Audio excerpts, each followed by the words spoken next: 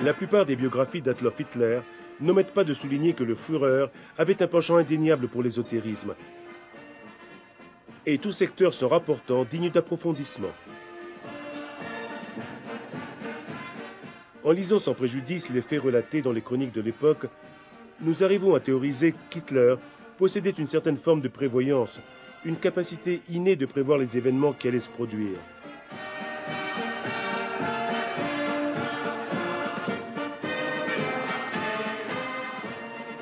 On a essayé d'expliquer la version que le chef du nazisme avait pour certains lieux et pour certaines personnes, et cette espèce de panique intérieure qui lui aurait permis d'échapper aux attentats perpétrés contre lui.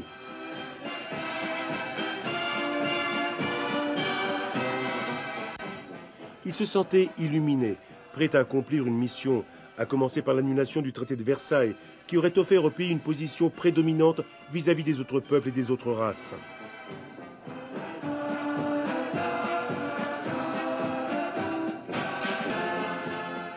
Misogyne, froid, sans aucun humour, il vibrait en présence des grandes masses. Dans les rassemblements nazis, il se transformait tout d'un coup en un grand orateur, en un histrion adroit, mais surtout en un extraordinaire communicateur qui réussissait à influencer l'auditoire.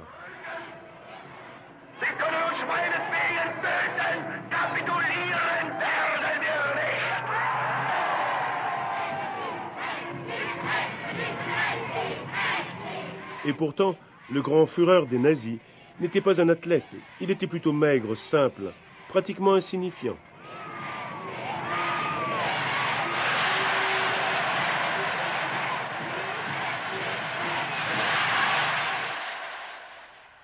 Pour gérer le pouvoir, Adolf Hitler ne veut à ses côtés que des individus cyniques, des bureaucrates obéissants.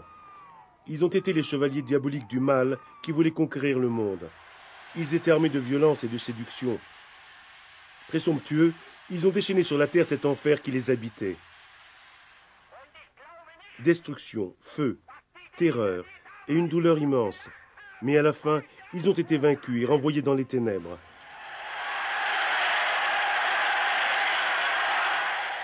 Rudolf Hess avait été le fidèle secrétaire d'Hitler. C'est à lui que le Führer avait dicté Mein Kampf, le livre noir de la doctrine nationale-socialiste.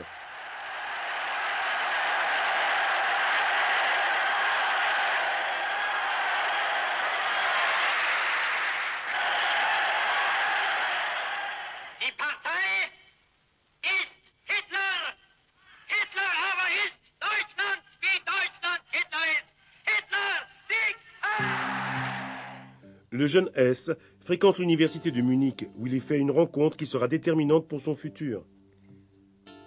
Il devient l'élève du général Haushofer, un spécialiste de sciences ésotériques, passionné de magie et professeur de géopolitique.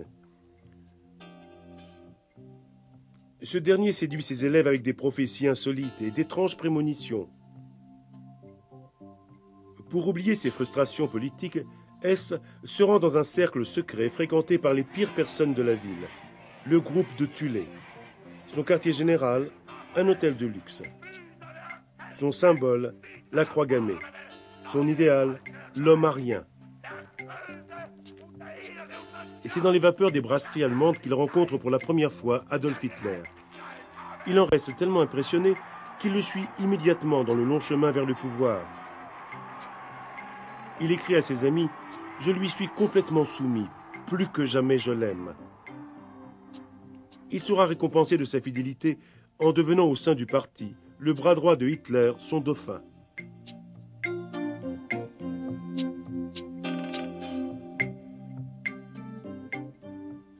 De la gloire à la marginalisation, Rudolf Hess semble être un homme tout d'une pièce. Voué à la famille, il ne boit pas, ne fume pas, n'aime pas danser, mais il est perdu derrière ses idéaux fanatiques, ses rêves obscurs, ses projets délirants. Et c'est également pour cela qu'il est toujours plus en marge de la cour du Führer.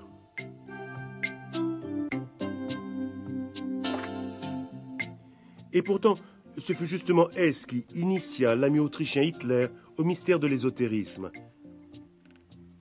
Hess sombre toujours plus dans une sorte de monde parallèle, un monde alimenté d'ésotérisme, d'occultisme, de magie. Il va voir des voyants, interroge les astres. Il porte toujours sur lui un mystérieux talisman provenant des montagnes du Tibet. Il est convaincu d'appartenir à une élite d'initiés, destinés à se rencontrer, se connaître et s'allier. Mais il a de plus en plus peur de la réalité à laquelle il devra rendre des comptes.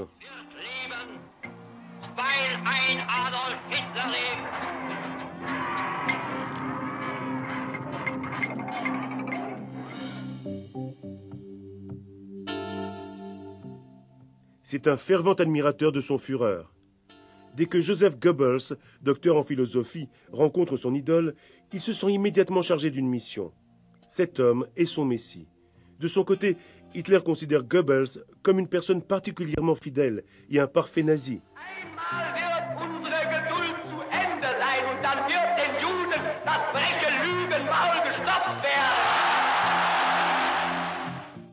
Il a des manières de tribun populaire. Très petit, une tête disproportionnée, une bouche qui lui fend le visage. Il rappelle vaguement les poupées que l'on utilise dans les rites de magie noire. Ambitieux, ingénieux et sans scrupules, il est nommé ministre de la propagande. Il dispose de capitaux considérables et devient responsable de la presse, du cinéma, de tous les moyens d'information possibles. C'est la dictature de l'opinion. Le premier devoir d'un journaliste, obéir. Les mensonges qu'il écrit ou qu'il fait écrire sont terribles, mais le peuple les croit.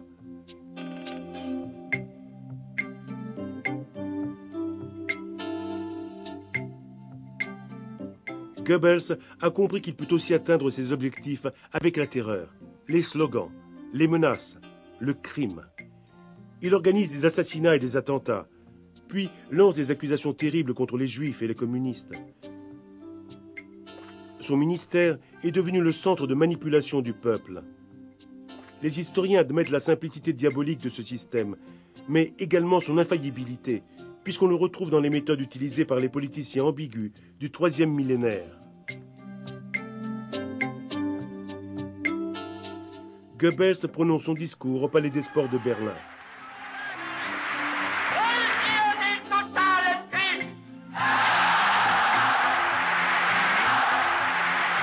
Voulez-vous la guerre totale? Tout le monde l'acclame, tout le monde applaudit.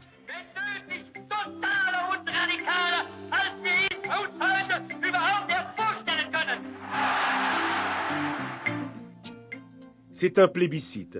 La même nuit, Goebbels dira « Si je leur avais ordonné de sauter sur les chaises, ils l'auraient fait. »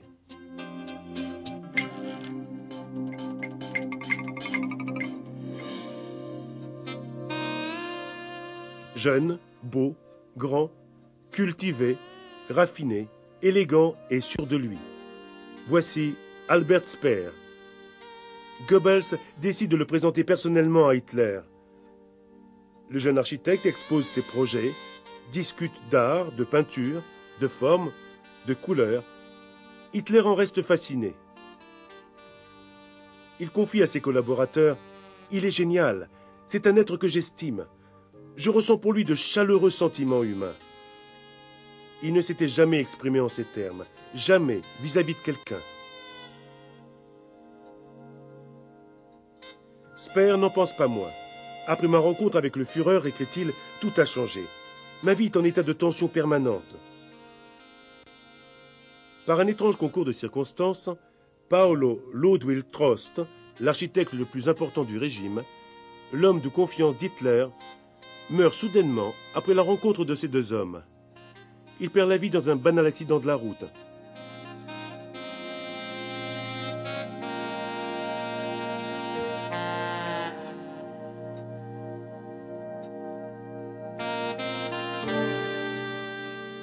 Hitler n'a pas de doute. Son successeur sera Albert Speer. Il deviendra le grand architecte du Reich. Il est maître d'art, scénographe, créateur des cérémonies grandioses, des liturgies païennes de l'Allemagne nationale-socialiste. Speer est l'homme qui, en temps de guerre, utilisera tout son art pour construire des sous-marins, des bombes, des canons, des chars d'assaut, des avions et aussi des missiles. Et pourtant, Albert Speer n'est pas un homme de parti. Il répète d'un ton méprisant « La politique est une chose qui ne me concerne pas ». Toutefois, le Reich a besoin de Speer. Hitler en a besoin. Mais ce n'est pas tout. Hitler permet au jeune architecte ce qu'il n'a jamais permis à quiconque. Albert est le seul à pouvoir se présenter à la chancellerie sans rendez-vous. Le seul à pouvoir y rester tard dans la nuit. Le seul à pouvoir le contredire. Et l'architecte charmant le lui rend bien. Il dit « Adolf Hitler est le vrai moteur. C'est la raison profonde de toute ma vie. » Quel est le lien qui unit les deux hommes? Quel secret se cache derrière leur rapport? Quelles sont les raisons de cette attraction réciproque aussi ambiguë? Albert Speer avait dit « Pour une grande œuvre, je vendrai mon âme au diable, comme Faust. » Et pour beaucoup, ça n'avait pas été qu'une façon de parler. Le Führer le charge personnellement de construire la nouvelle ville de Berlin, celle qui devait être la future capitale du monde.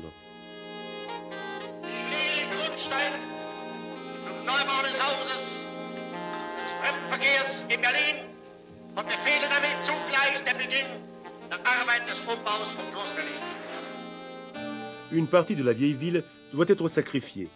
Presque 100 000 appartements sont réquisitionnés et démolis. Et Hitler montre ici son vrai visage. Les citoyens allemands de race aryenne sont normalement remboursés et relogés dans d'autres quartiers aux frais du Reich. Presque 60 000. 40 000 sont des juifs et n'ont droit ni au remboursement, ni à d'autres logements.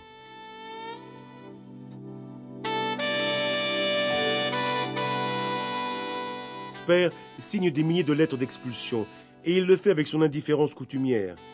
Une indifférence que l'histoire ne lui pardonnera jamais. Albert Speer est entré dans l'histoire comme l'architecte du diable.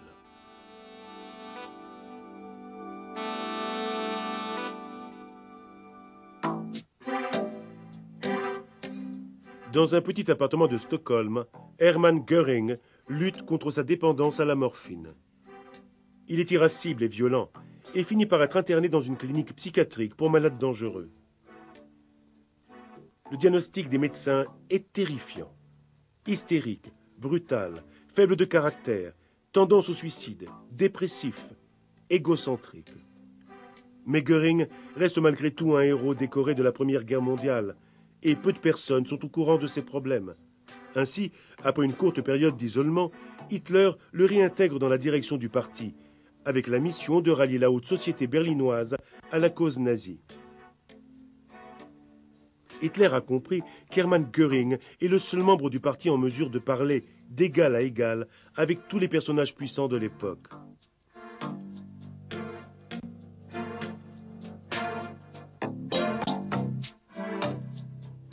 Göring se sert de l'incendie du Reichstag pour faire la chasse aux adversaires politiques. Sur la base de complots qui n'ont jamais existé, le massacre commence à l'intérieur de la vieille école des cadets. Il fait fusiller 43 présumés putschistes.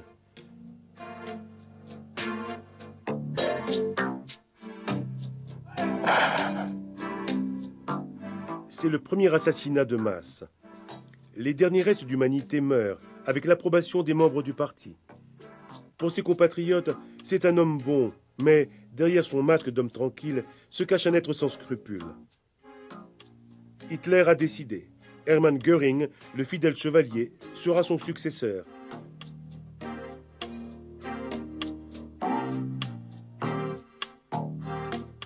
Il roule à Paris au volant d'une Rolls-Royce décapotable, achète n'importe quel objet ayant de la valeur et publie une directive dans laquelle il exige que toutes les œuvres d'art réquisitionnées ou volées aux Juifs finissent entre ses mains. C'est ainsi qu'il s'empare des œuvres les plus importantes de l'Europe. le petit peintre autrichien est plein d'admiration et il crée pour Göring le titre de maréchal du Reich, qui devient le militaire le plus gradé de toute l'Allemagne.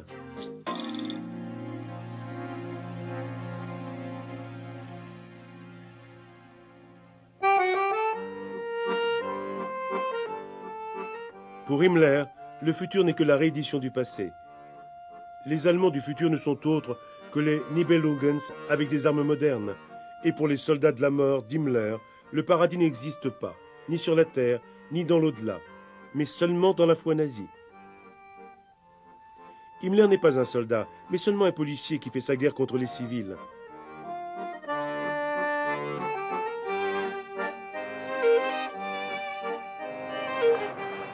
Le génocide se met peu à peu en marche.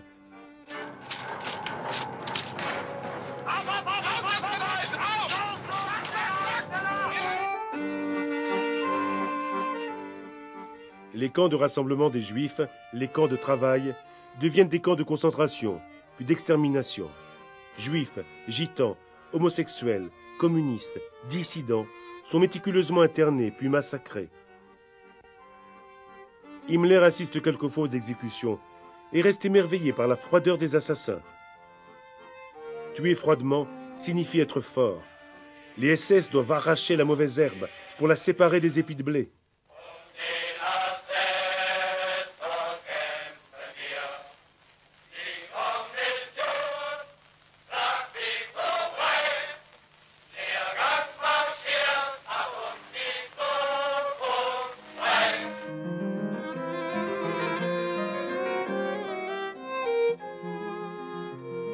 Dans les camps, les médecins se transforment en assassins.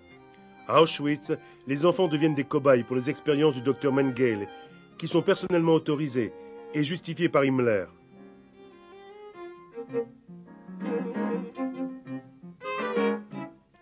L'horreur de la solution finale, l'extermination totale des êtres inférieurs, n'est découverte qu'à la fin de la guerre.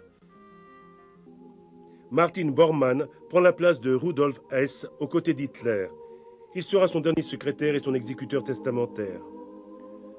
Bormann est un homme concret qui n'aime pas se faire remarquer, un calculateur, un opportuniste, le gardien des vices les plus inavouables des dirigeants du Reich.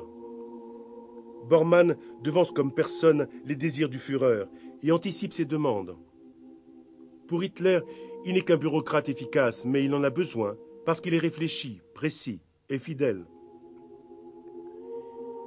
Il s'occupe également de la caisse, établit personnellement les salaires, s'occupe des cadeaux et des achats. Son bureau gère aussi les listes, les fichiers et les trains spéciaux pour le transport des Juifs. L'employé devient très vite l'âme noire de la chancellerie.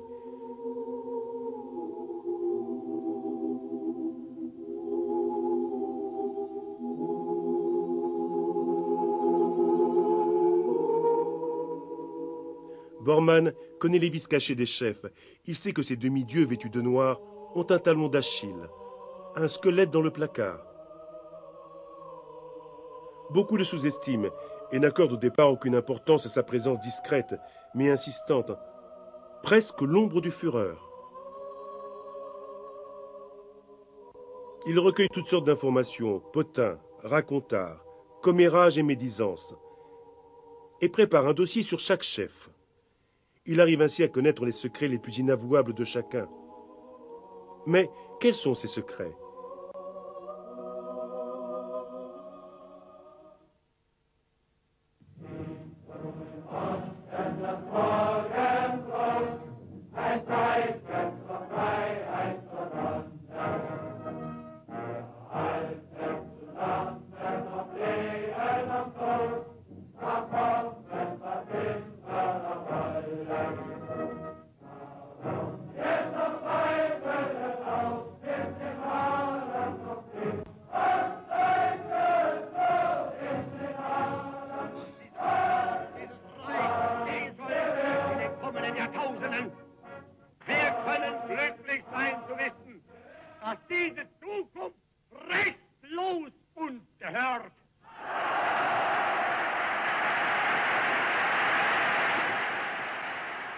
Il y a toutefois des frontières que personne n'a le droit de franchir, un dossier que personne ne pourrait jamais imaginer de remplir, celui qui concerne la vie privée d'Adolf Hitler.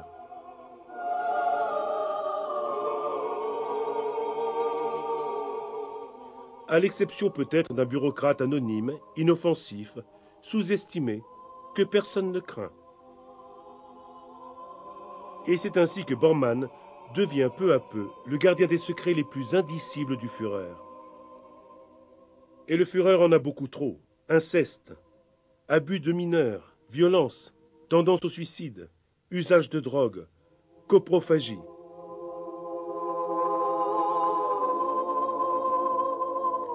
Jelly Raubal n'avait que 16 ans. C'était la fille de sa sœur. Hitler s'en éprend, la séduit, la pousse à avoir des rapports contre nature. Elle se suicide en se tirant une balle de revolver dans la tempe. Minnie a 17 ans. Hitler l'entraîne dans d'obscènes jeux érotiques. Elle essaie de se suicider sans y réussir.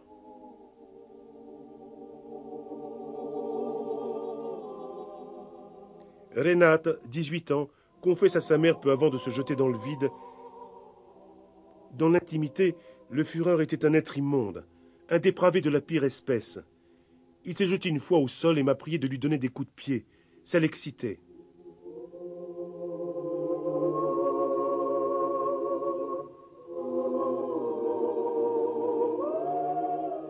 Suzy, 19 ans, se suicide par pendaison. Le jour précédent, c'est en larmes qu'elle avait confié à une amie. « Je ne le supporte plus. Durant nos rapports sexuels, le Führer me demande sans cesse des choses honteuses.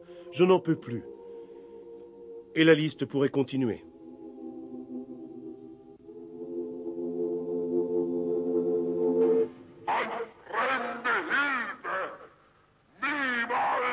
Beaucoup de choses ont été racontées sur les aberrations du nazisme et de ses hommes.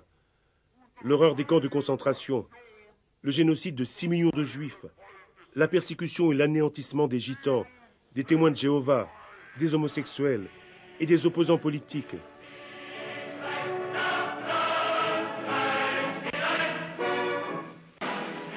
Mais dans les replis de cette histoire sombre et maléfique se déroulent des atrocités encore ignorées. L'extermination de centaines de milliers de fils de l'Allemagne. Les Aryens déficients du Reich. Malades mentaux et handicapés physiques, une population abandonnée et malheureuse qui suscite une compassion sans limite. Entre 1933 et 1939, 350 000 citoyens allemands jugés dangereux pour la conservation de la race aryenne sont stérilisés contre leur volonté.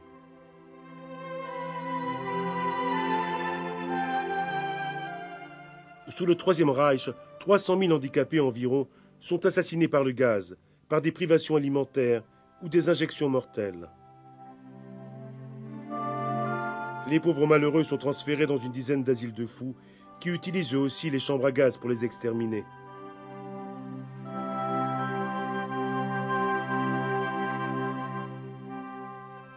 Ce n'est qu'à la fin de la guerre que les fosses communes seront ouvertes et que l'on découvrira l'horreur des restes de ces fils d'un Dieu inférieur.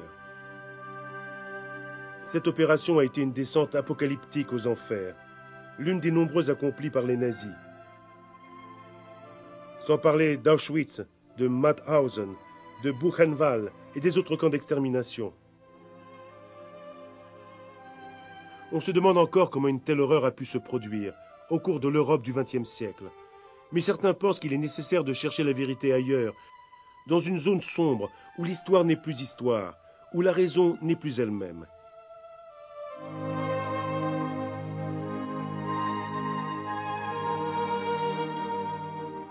Il existe une zone d'ombre, un lieu sans lumière, une dernière frontière que peu de personnes ont franchie. Le côté obscur de la plus obscure incarnation de l'homme dans le monde. Magie noire, occultisme, rites sataniques, spiritisme, sciences occultes, nécromancie, ésotérisme. Le nazisme a été tout cela.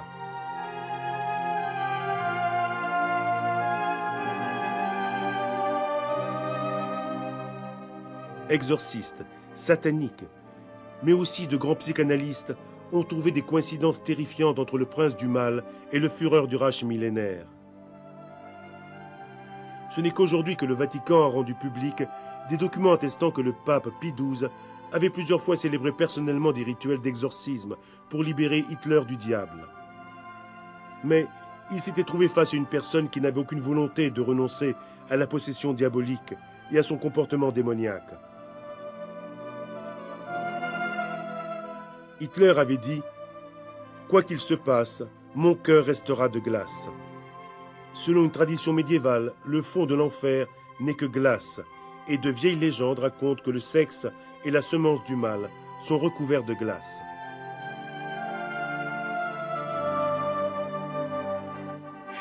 Le feu, les flammes de l'enfer, et c'est sous le signe du feu que commence et se termine la montée inexorable du caporal autrichien.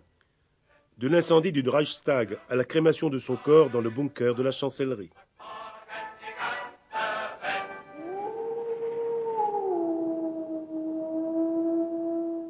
Le loup.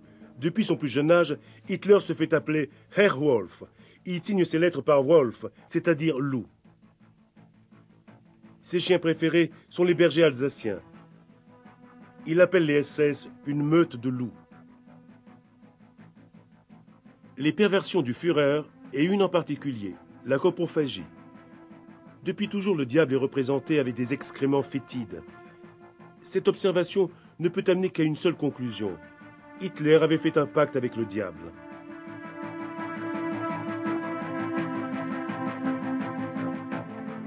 La rumeur populaire associe les difformités physiques et les vices aux démons. Et les chefs semblent sortir d'un conte effrayant. Goebbels a un pied beau. Göring est abruti par la morphine. Himmler est un sadique. Hess est un paranoïaque. Bormann est un alcoolique. Adolf Hitler et ses hommes auraient basé leur propre existence et leurs propres actions sur des principes liés aux pratiques obscures. Ce ne sont pas seulement des hommes politiques, ce sont aussi les prêtres d'une véritable religion néo-païenne, faite de talismans, de rituels, d'initiations, de superstitions, de chamanisme. Une religion perfide qui a déchaîné l'enfer sur la terre.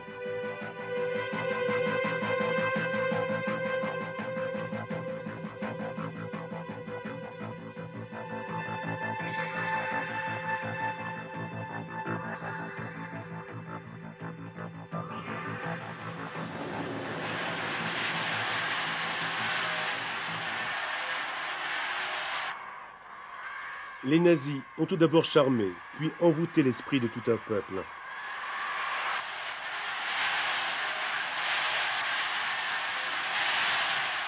Ce sont des nécromanciens qui ont maintenu pendant des années des millions d'hommes dans une sorte d'hypnose collective, dans les limbes de la raison.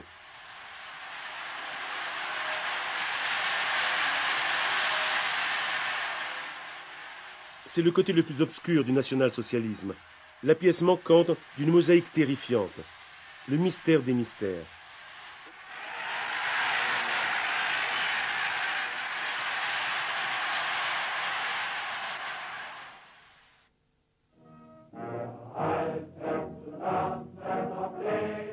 Dans l'Allemagne nazie, le culte du super-homme et celui de l'occulte créent un mélange explosif. La doctrine la plus répandue prêche la nécessité de recréer la race supérieure, une race désormais disparue depuis des millénaires.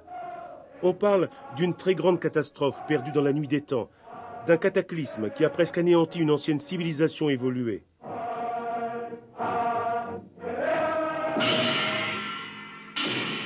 C'est le monde archaïque de ceux que l'histoire appelle les maîtres inconnus, les sages gardiens de la connaissance originelle. Selon cette doctrine, les survivants de ce peuple se seraient réfugiés dans les montagnes du Tibet et dans les terres du nord de l'Europe.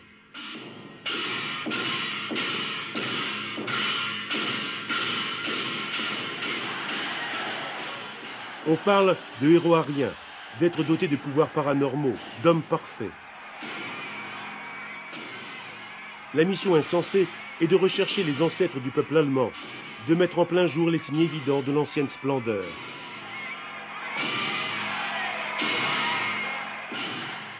Dans cette vision hallucinante du monde, le peuple germanique n'aurait qu'un seul ennemi, les Juifs. Ils ne sont pas de race aryenne et pourtant, ce sont des gardiens comme les anciens maîtres inconnus d'une connaissance intense et primordiale, d'un savoir magique et prodigieux. Et dans le délire de ce credo misérable, diffusé parmi les sectes secrètes allemandes, le peuple juif est l'antagoniste, l'adversaire contre lequel il est nécessaire d'engager la dernière bataille pour la domination de l'humanité. Les Juifs doivent être combattus et anéantis.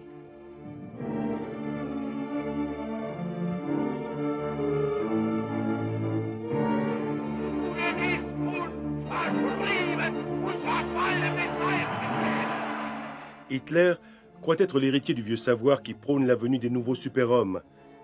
Il croit que sa tâche est de donner la vie à une nouvelle humanité.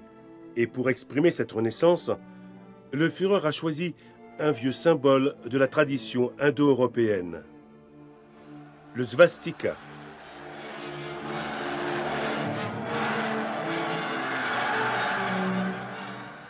À l'origine, la croix gammée avait une valeur positive, une valeur solaire, mais Hitler l'a transformée. Il a inverti le sens des croix gammées, de gauche à droite, et depuis ce jour, le svastika est devenu un symbole de terreur et de mort.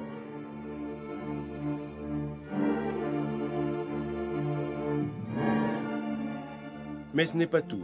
Adolf Hitler est né à Branau, un petit village qui est, depuis des siècles, un lieu de prédilection des médiums, et il est comme imprégné par cette atmosphère sinistre.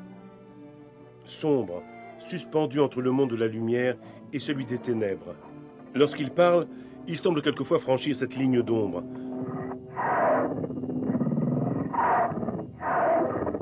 Son éloquence a des cadences rapides, hypnotiques, presque médiumniques. Sa fougue exprime un désir de puissance violent et pressant. Quand il s'adresse à la foule, sa manière de s'exprimer se transforme. Sa voix semble se détacher de son corps. Il est comme en transe, inspiré par une entité extraterrestre. Schizophrène pour certains, démoniaque pour d'autres.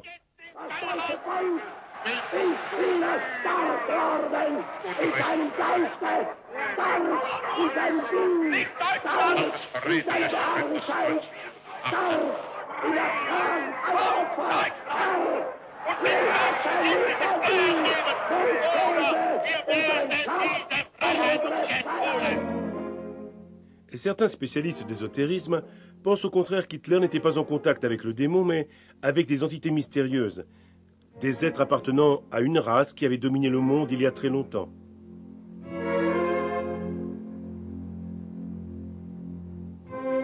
Un peuple qui vit caché en Orient, dans une terre inaccessible. Un peuple qui rechoisit Hitler comme gardien des secrets pour recréer un homme nouveau, destiné à gouverner avec brutalité ses semblables.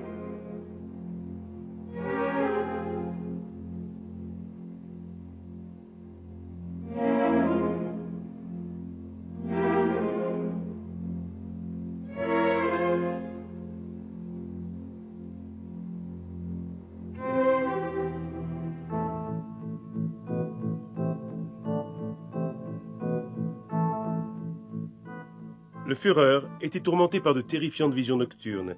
Il hurlait, et presque en proie à des convulsions, se réveillait en sursaut, appelait au secours et semblait paralysé. Il fixait un point, le regard perdu. « C'est lui, criait-il. « Il est venu pour moi, il est là-bas, dans l'angle. » Il tremblait et avait des sueurs froides. Il était terrorisé. Il employait d'étranges expressions verbales qu'il mettait dans un ordre bizarre.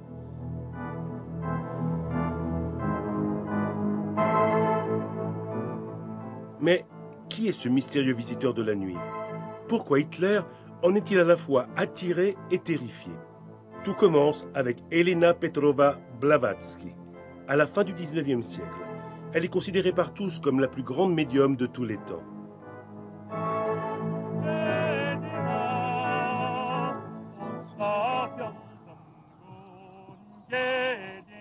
Madame Blavatsky prétend être en contact télépathique avec les maîtres inconnus qui, cachés dans les terres du Tibet, lui aurait raconté l'histoire occulte de l'être humain.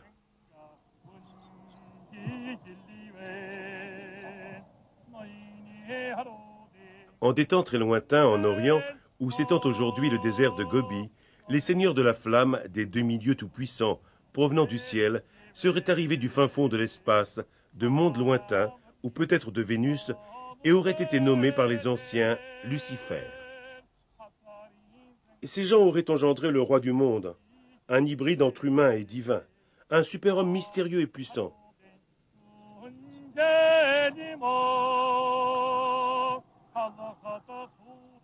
Après des siècles et des siècles, cette civilisation supérieure aurait soudainement disparu, emportée par une catastrophe terrible.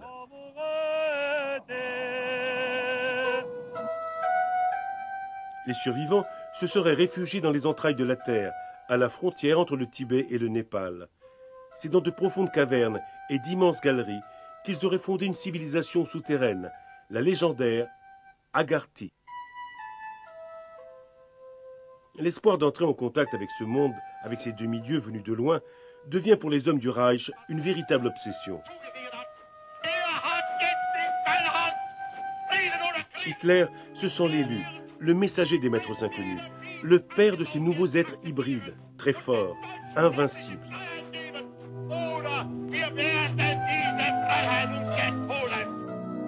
Hitler ordonne une expédition dans le lointain Orient, dans les étendues sableuses du désert de Gobi. Les hommes des SS partent à la recherche de l'entrée du royaume d'Agarthi.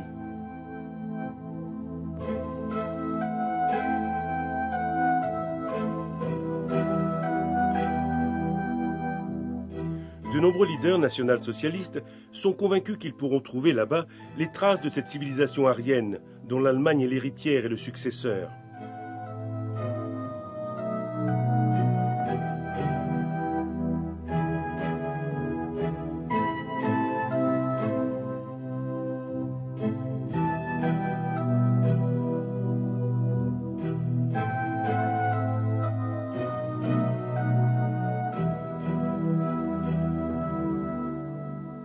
La légende raconte que le désert de Gobi cache un signe particulier et que c'est là que se trouve la réponse au mystère de ce mythe. Avant, lorsqu'elle était à la surface, dit la légende, son nom était Paradeshia, qui signifie en sanskrit « pays heureux ». Maintenant, sous le désert de Gobi, elle a pris le nom d'Agarthi, qui signifie « l'inaccessible ».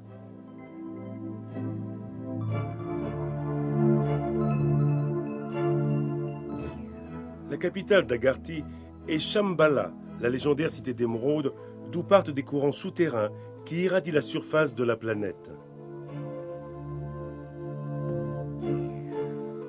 Pour éviter que les habitants du monde extérieur ne puissent rejoindre ce royaume souterrain, de puissantes vibrations confondent les esprits et rendent les portes d'accès invisibles. On dit aussi que tous ceux qui ont réussi à pénétrer dans ce monde souterrain n'en sont plus jamais revenus, et que ceux qui ont pu en sortir n'ont jamais été en mesure de raconter ce qu'ils avaient vu, car les lamas, les gardiens du royaume, leur ont coupé la langue. Personne ne doit révéler ce qui se trouve là-dessous.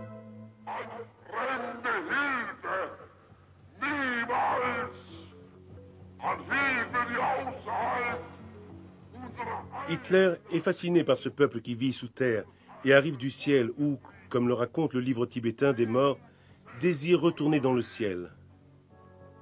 Le code génétique du nazisme contient également la doctrine d'un maître de l'occulte, celui que beaucoup définissent le père spirituel du Führer.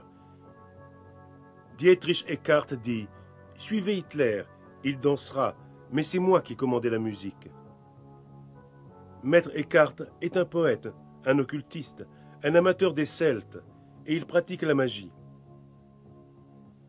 En Autriche, Eckart fréquente une secte ésotérique, une sorte d'ordre des néo-templiers fondé par un moine cistercien. Ils se réunissent pour célébrer leur rite dans une localité cachée dans les bois près de Vienne.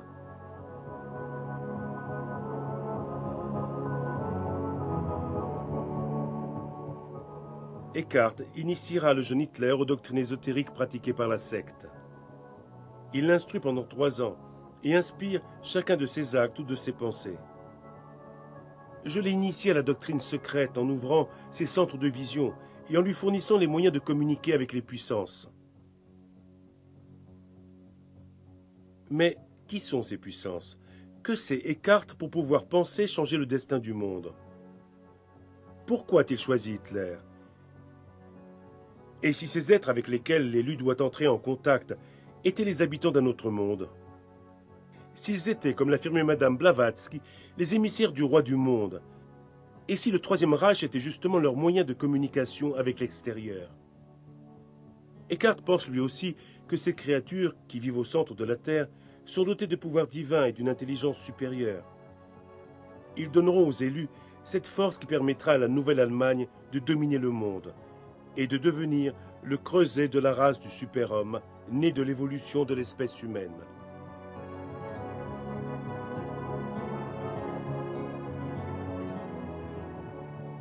Pour atteindre cette autre dimension et dominer le monde, le Führer s'en remet à la force des armes conventionnelles, mais également à la puissance des objets magiques et des reliques sacrées. La plus importante est la lance sacrée. Selon la légende, l'arme du prétorien Longinus aurait transpercé les flancs du Christ crucifié. Pour l'esprit confus et torturé d'Hitler, pour les inspirations d'un homme grossier et ignorant, le symbole chrétien devient l'amulette d'une voix superficielle et païenne. La lance est conservée dans la salle du trésor de Losbourg à Vienne. Lorsque le Reich annexe l'Autriche le 28 mars 1938, Hitler donne l'ordre de prendre la lance sacrée et de l'amener dans la ville culte du nazisme, Nuremberg. Il ordonne qu'elle soit placée dans le plus grand secret, dans la cathédrale de Sainte-Catherine. Après la défaite de Stalingrad, il demande qu'elle soit transférée dans une cachette secrète, à l'abri des bombes, dans les souterrains de la vieille forteresse de Nuremberg.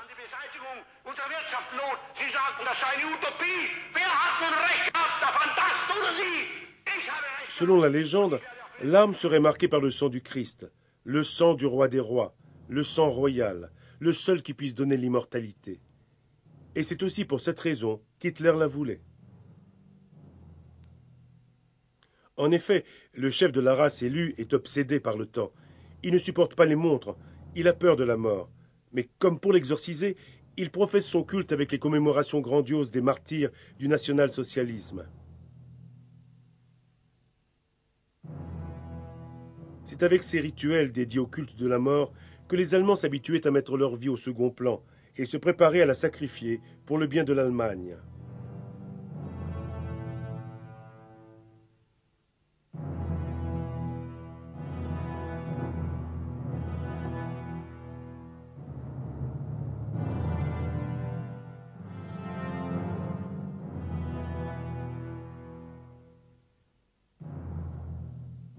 Hitler puise à pleine main dans le ruisseau du mystère.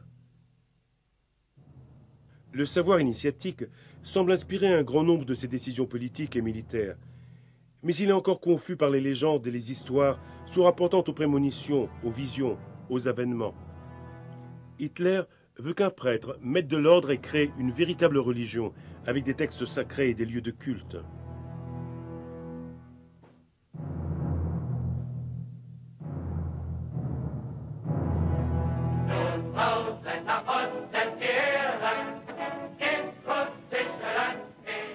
Il choisit pour cela Heinrich Himmler, commandant absolu des SS et de la Gestapo, et ministre de l'Intérieur.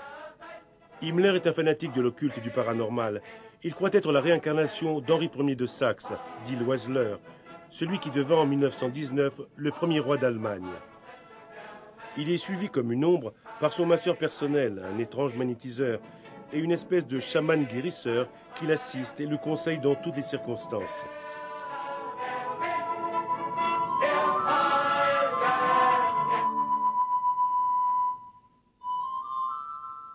Le Reichsführer SS aime se définir un bourreau sans pitié. Dans ce milieu de douleur et de mort, il est désinvolte et parfaitement à son aise. Il est sûr de lui. Il se sent inspiré par ces doctrines occultes qui sont pour lui une pratique quotidienne.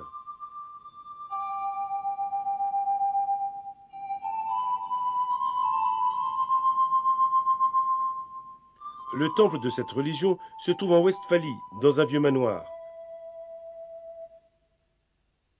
Construit au Moyen-Âge, le château a une forme de lance, comme la lance sacrée de Longinus, la reine de tous les pouvoirs.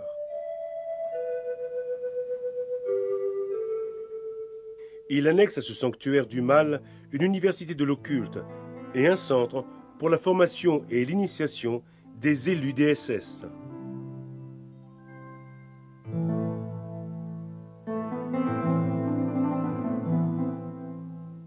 Et c'est l'élite de la jeunesse allemande. La condition indispensable pour pouvoir y être admis démontre être arien depuis 1750 au moins.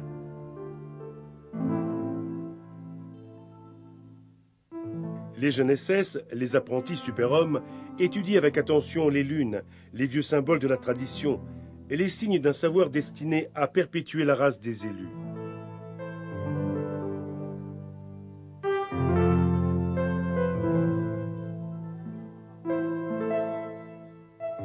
La géomancie, la doctrine qui étudie la force primordiale et magnétique de la Terre, est une autre matière fondamentale.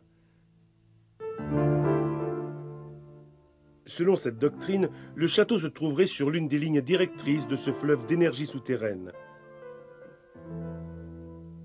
Les soldats SS deviennent ainsi les prêtres d'une caste exclusive qui est proche de la tradition templière des moines guerriers.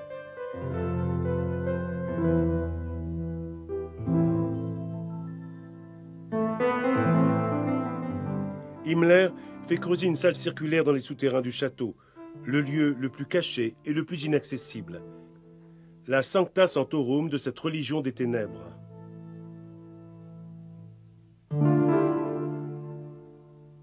Disposés en cercle, 12 socles en granit.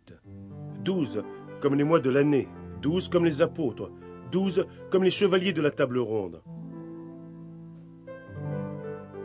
Chaque année, durant le solstice d'hiver, la cérémonie des cérémonies se répète. 12 officiers SS brûlent un étendard ensanglanté. C'est le drapeau consacré par Hitler durant le rituel de commémoration des premiers martyrs du nazisme. Et ce feu doit évoquer l'esprit des anciens maîtres inconnus. Ce cérémonial de flammes et d'ombre s'inspire d'un vieux rite tibétain, le rite de l'air suffocant.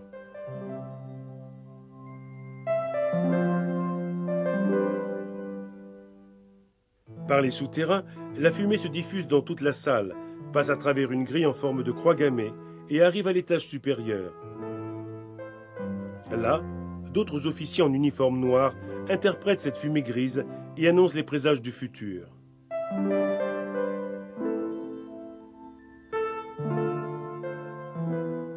Non loin du château, au cœur de la forêt, Himmler a choisi un autre lieu destiné à ses liturgies macabres.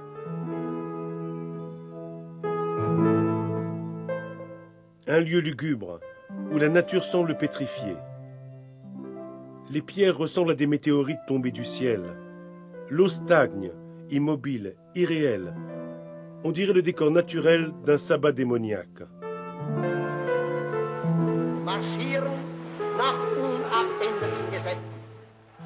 Et c'est ici que chaque année, durant le solstice d'été, les élus du Reich célèbrent Odin, le dieu des peuples du Nord. Le rituel dure toute la nuit, à la lueur d'un grand feu.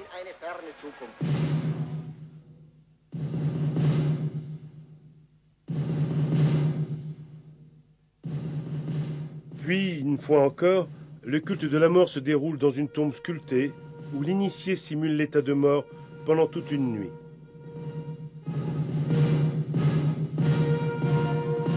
Ce rêve macabre et surnaturel doit réveiller chez le soldat la force, l'énergie, la puissance qui est encore cachée en lui.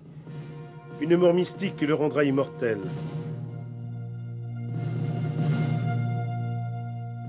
Il ne fait aucun doute que ces cérémonies ont une grande influence sur la jeunesse allemande.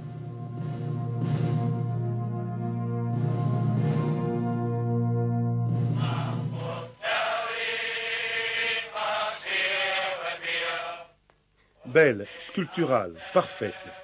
Les jeunes guerriers ne peuvent s'accoupler qu'avec de jeunes femmes aryennes. Les premiers représentants de la nouvelle race rêvée par Hitler devront être le fruit de l'union de ces élus du peuple allemand.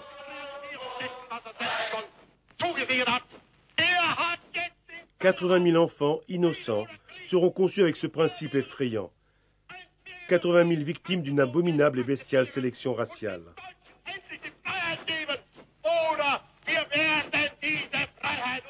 La recherche fanatique et passionnée des origines les entraîne encore plus aux confins du monde.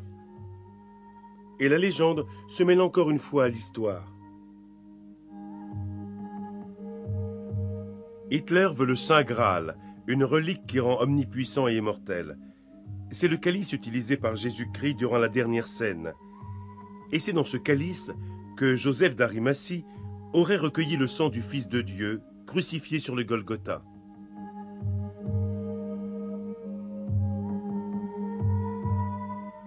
Pendant des siècles, plus personne ne sut où se trouvait le Graal, jusqu'au jour où il fut retrouvé en Terre Sainte par l'ordre des Templiers, qui le transporta par mer dans le vieux continent et le cacha dans un lieu secret. C'est alors que les recherches recommencèrent. Le Graal ne pouvait être trouvé que par des hommes purs, des chevaliers sans reproche. Les hommes des SS partent à la recherche de cet objet fabuleux. À la tête de l'expédition, le major Otto Hahn, dit Rudolf, spécialiste des mouvements hérétiques du Moyen-Âge et occultiste. Le major des SS a les idées claires. En réalité, le Graal est une pierre précieuse, une émeraude qui faisait partie de la couronne de Lucifer, tombée sur la terre durant la bataille entre les anges du bien et les anges du mal. Une pierre qui donnerait pouvoir et immortalité à celui qui la trouve. Et Lucifer, selon le mysticisme terrifiant des SS, n'est pas l'ange qui a défié Dieu, ce n'est pas le démon des chrétiens. Lucifer est le prince de la lumière.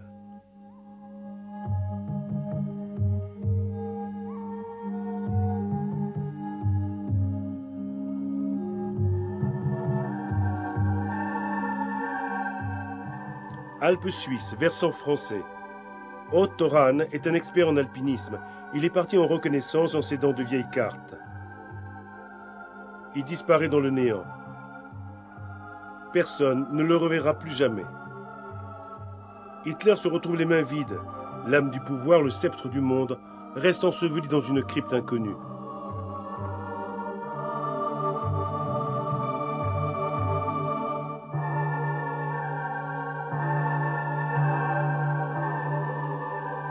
Le Troisième Reich organise des expéditions archéologiques et des fouilles dans tout le Moyen-Orient, à la recherche de signes et d'instruments du pouvoir ésotérique.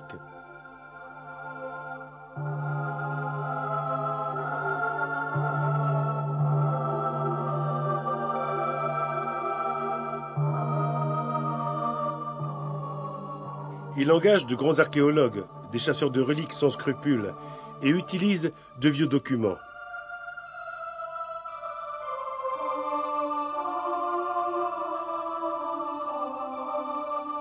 Juin 1938, Himmler ordonne de préparer une nouvelle expédition sur les sommets inaccessibles du Tibet. Le commandant de cette mission est l'Autrichien Schäfer, un illustre botaniste. L'aventure commence à Calcutta. Les hommes de l'expédition montent sur le train qui doit les conduire au pied de l'Himalaya.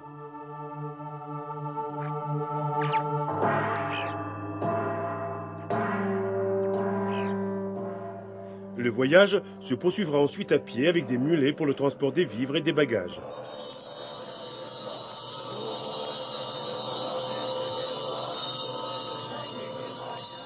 L'objectif de cette expédition est de rechercher et d'étudier les religions locales, de réunir les secrets et les légendes, d'observer les rituels magiques et les pouvoirs des chamans,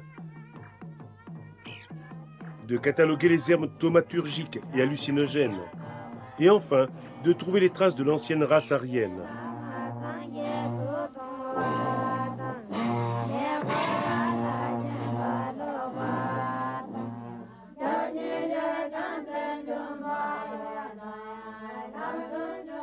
Schäfer, avec ses nouveaux compagnons d'expédition, ne s'arrête devant rien. Il avance inlassablement. Il fait des haltes dans les villages perdus et note méticuleusement les caractéristiques physionomiques des habitants, sans distinction d'âge et de sexe.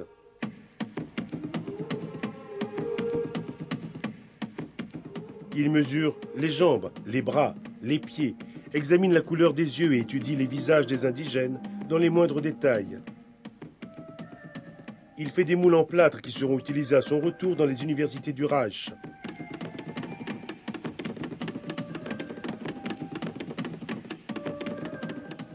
Schaffer contrôle si le chaman a la faculté d'entrer en contact avec des univers inconnus lorsqu'il est en transe. Il analyse également sa faculté de prédire le futur, son habileté à dominer d'autres hommes au moyen de rites de possession. C'est justement ce qu'est en train de faire en Europe, à des milliers de kilomètres de là, le plus diabolique de tous les sorciers, le plus mauvais de tous les chamans.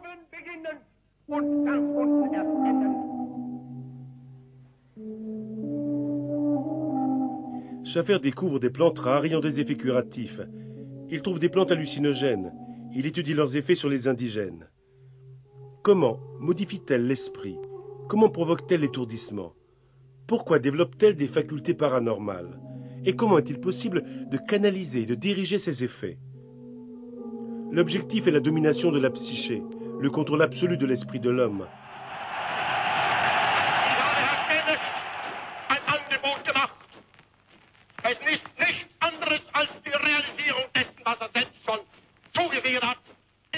Dans la cour macabre d'Hitler, certains théorisent qu'en cas de victoire du Troisième Reich, les peuples pourraient, grâce à l'administration de ces drogues, être réduits à une obéissance aveugle et totale.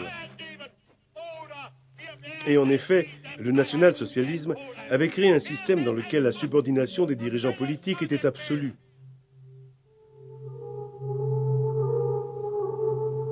Ce sont les armes de l'esprit. Mais Hitler sait que les vraies armes sont tout aussi nécessaires et il ordonne à ses scientifiques d'en construire de nouvelles. Pologne, siège de la base secrète du ministère des Armements. Et c'est ici que, sous le contrôle étroit de l'état-major des SS, on construit des armes stratégiques mortelles.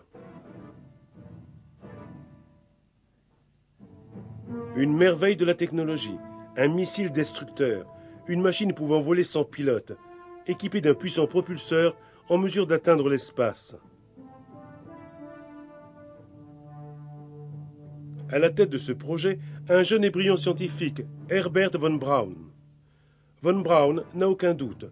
Le Reich pourra bientôt planter la croix gammée sur les étendues désertes de la Lune.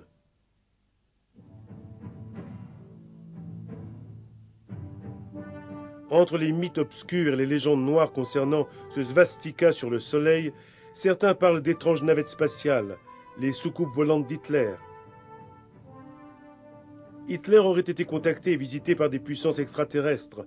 Il aurait vu leurs véhicules extraordinaires et aurait ordonné d'en réaliser des copies parfaites.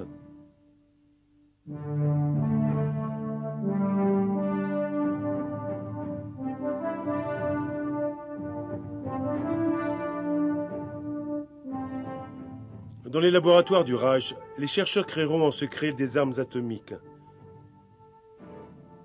L'approvisionnement de minéraux utiles à l'industrie de la guerre devient prioritaire. En Norvège, le Troisième Reich construit une énorme installation produisant de l'eau lourde, une activité fondamentale pour les programmes de recherche nucléaire de la Grande Allemagne. Et le Tibet est un terrain vierge, riche en minéraux.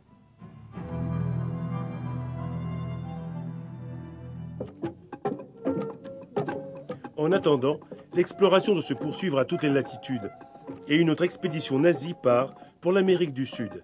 Destination finale, les immenses forêts vierges de l'Amazonie. Un groupe de nazis arrive au Brésil. L'objectif officiel de la mission, renouer les rapports d'amitié et établir de nouveaux accords et de nouvelles initiatives culturelles.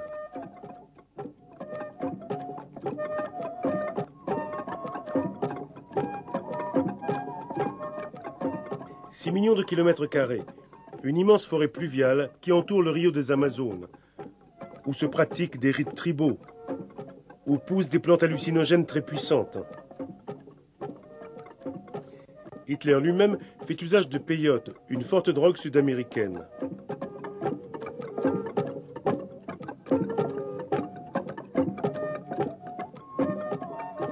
Chaque partie du monde, même la plus lointaine, a pour les explorateurs du Reich une valeur, une richesse, qu'ils sont les seuls à pressentir et à utiliser pour leurs sinistres nécessités.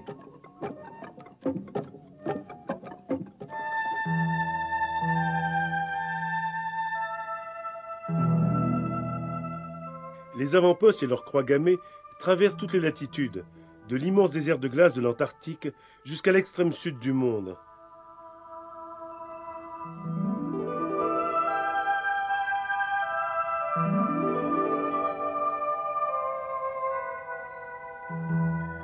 Une étrange théorie affirmait que la Terre était vide et qu'elle abritait à l'intérieur une civilisation semblable à la nôtre.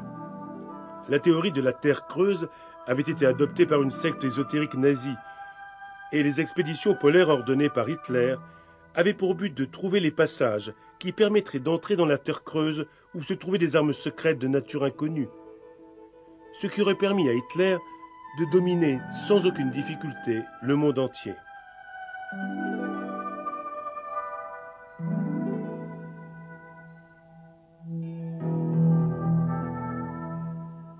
L'Antarctique, terre de désolation habitée par le vent, le gel et la glace. Pendant les années de la guerre, dans les bases norvégiennes de la marine allemande, les équipages des U-boats s'entraînent à naviguer entre les glaces pour devenir dans le futur les bateliers secrets des chefs et les conduire après la chute du Reich vers leur dernier et inviolable refuge, de sorte qu'ils puissent recommencer leur folle, inhumaine et mortelle conquête de l'humanité.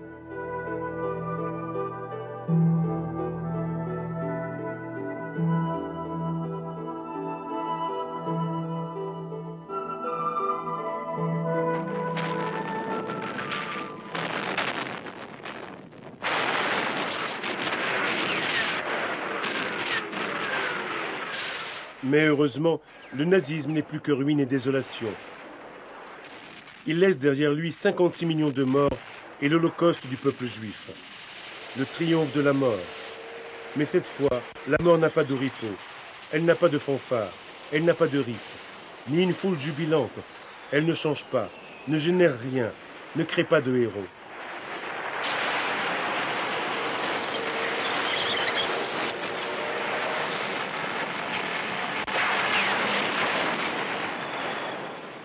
Hitler aurait voulu que la fin du Reich ressemble à une œuvre de Wagner.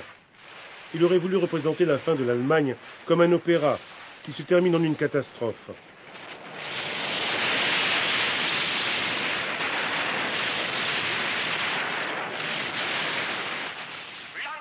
Adolf Hitler, le Führer, celui qui semblait protégé par une obscure alchimie, préservé par un bouclier invisible, gardé par une incantation maléfique. 1923, Push de Munich. Il se sauve, inexplicablement, durant une fusillade sanglante. Novembre 1939, une bombe explose dans une brasserie de Munich. Le Führer vient juste de sortir. Mars 1943, un groupe de conspirateurs place une bombe dans l'avion personnel d'Hitler. Celle-ci n'explose pas. Avril 1943, le Führer assiste à la présentation des nouveaux uniformes de la Wehrmacht. Une bombe se trouve sur la tribune d'honneur. Une fois encore, quelque chose ne va pas et le mécanisme se bloque. Juillet 1944, quartier général de Rastenburg, un sac contenant une bombe est placé sous la table située juste devant celle de Hitler. Quelqu'un la déplace accidentellement.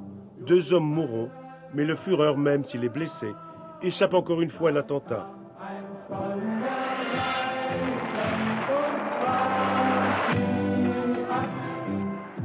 Hitler est convaincu qu'il peut tout prévoir. Le moment est arrivé pour lui de rendre des comptes.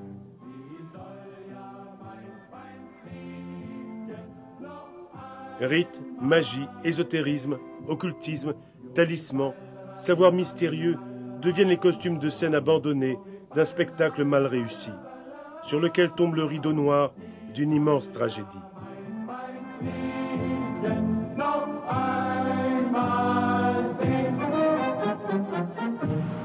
Le golem, dans sa vision apocalyptique, trahi par le peuple, abandonné par les fidèles, vaincu sur tous les fronts, n'avait pas d'autre solution que de mettre fin à sa vie.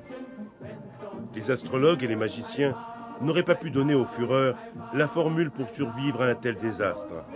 Et surtout, pour retourner au pouvoir, comme au début de son histoire.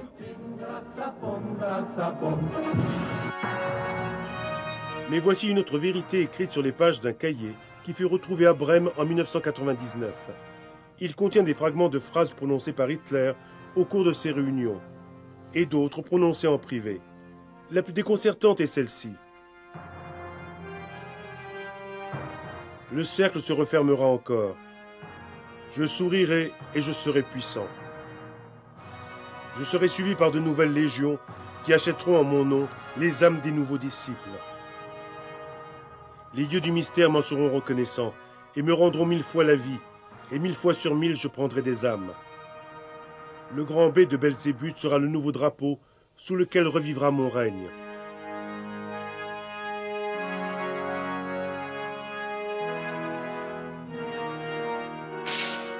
Hitler se suicide en se tirant une balle dans la tempe. Il se suicide le 30 avril 1945. C'est la nuit de Walpurgis, la nuit ensorcelée, la nuit du mal, la nuit où démons et sorcières sortent des ténèbres et se réunissent.